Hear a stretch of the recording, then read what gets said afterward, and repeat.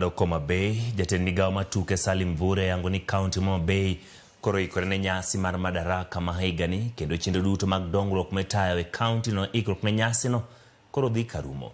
Nyasi mar Madaraka Day ma higani biro bagi alap tuke mar Raila Stadium ma gedo mare dhi karumo kendo biro ting'o ji maok tin ne gana 12.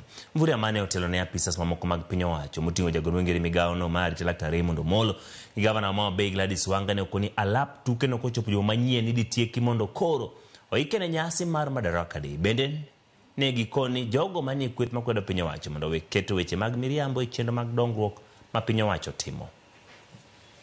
Done an inspection of this facility, the VIP area and also the terraces, and we are satisfied, all of us, that good work has happened and Homa Bay County is ready to host the Madaraka celebrations. There are also ongoing works. There is an apron that is being done. The terminal building, its tendering process or procurement process is underway.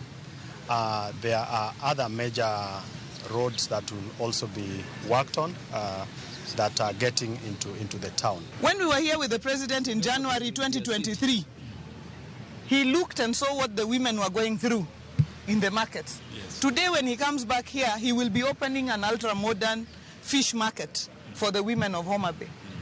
He was standing on a thin pier and he said, we are going to have a pier here that is modern.